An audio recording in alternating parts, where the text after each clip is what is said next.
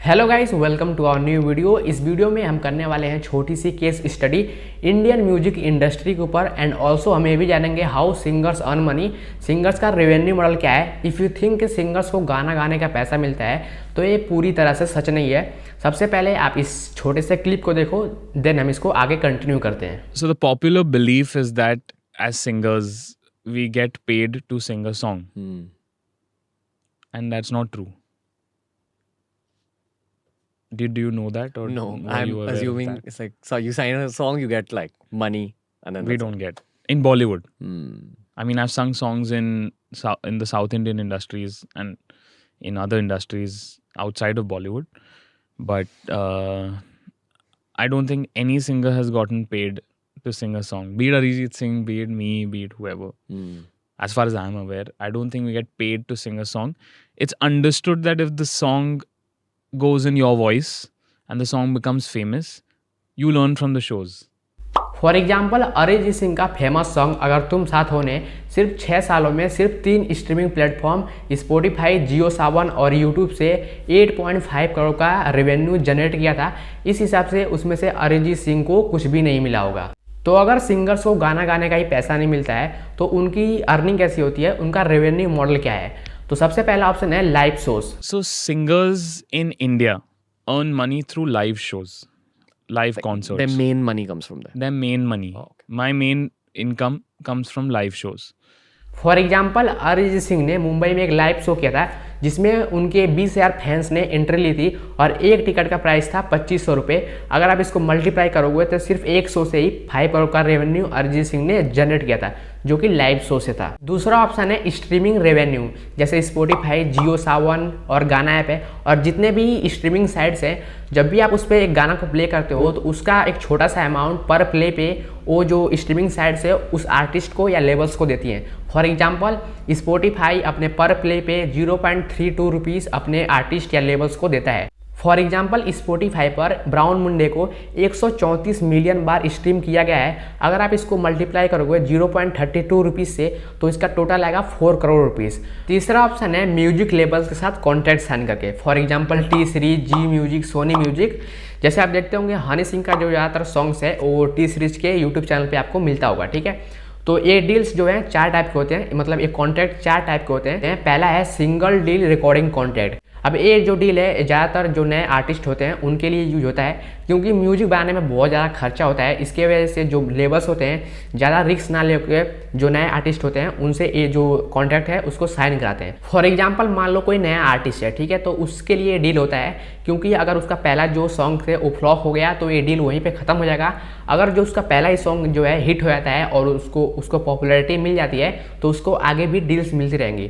तो ये जो कॉन्ट्रैक्ट होता है वो ज़्यादातर जो नए आर्टिस्ट होते हैं उनके लिए होता है। दूसरा होता है प्रोडक्शन डील। इसमें क्या होता है, एक गाने को कंप्लीट करके उस आर्टिस्ट को दे दिया जाता है। उसके बाद से उस आर्टिस्ट का काम होता है उसको डिस्ट्रीब्यूट करना, उसका प्रमोशन करना, ठीक है। उसके बाद से जैसे ही वो सॉन्ग्स है, ठीक है, वो म्यूजिक है, वो रेवेन्यू ऑन करने लगेगा। उसके बाद से जो भी प्रोडक्शन के टाइम जो लेवल्स हैं उनका जो भी खर्चा हुआ होगा सबसे पहले उसको वो निकाल लेंगे, जो भी रेवेन्यू ऑन करेगा। उसके बाद से जो प्रॉफिट होगा उसका 50% आर्टिस्ट के पास जाएगा और 50% उस लेवल के पास।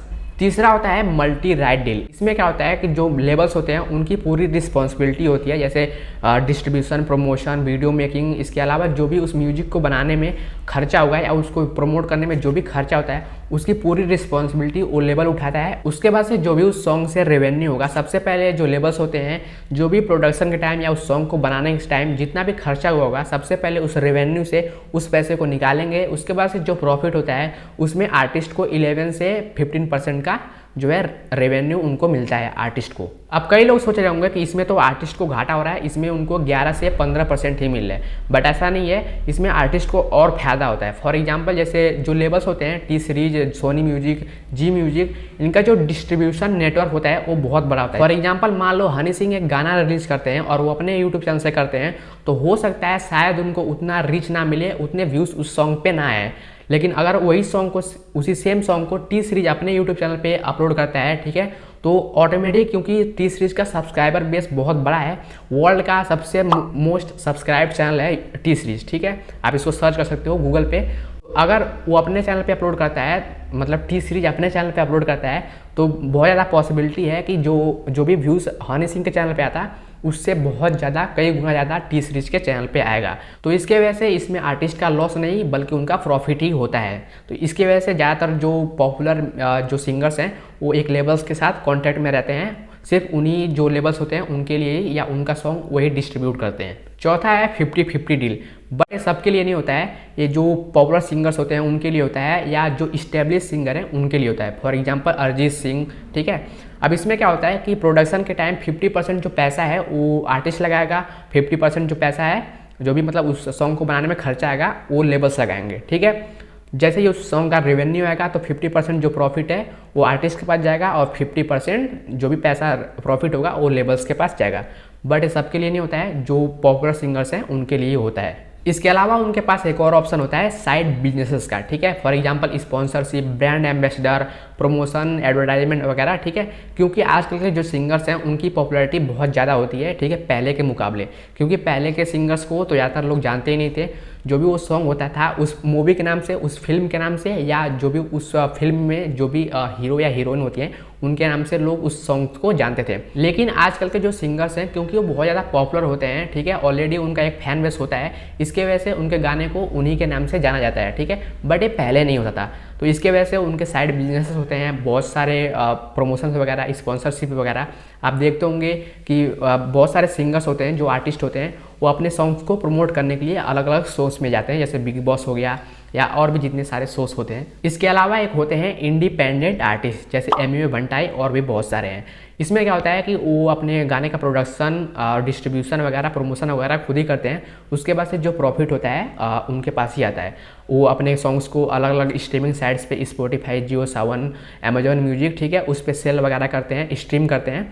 उसके बाद से जो भी प्रॉफिट आता है वो सारा पैसा उनके पास ही आता है। लेकिन स्ट्रीमिंग का पूरा पैसा आर्टिस्ट के पास नहीं आता है, क्योंकि जो स्ट्रीमिंग साइट्स होती हैं जैसे अमेजॉन म्यूजिक हो गया, iTunes हो गया, उनका भी उस रेवेन्यू का कुछ परसेंट शेयर होता है। मतलब जो भी उसका प्रॉफिट होगा उसका 30 से 35% उनके पास जाता है और बाकी का 60 से 65% उस आर्टिस्ट के पास या लेबल्स के पास जाता है। तो ये थी छोटी सी case study Indian music industry के बारे में। आगे और भी केस स्टडीज आती रहेंगी। I hope this video is useful for you. Thank you guys for watching this video.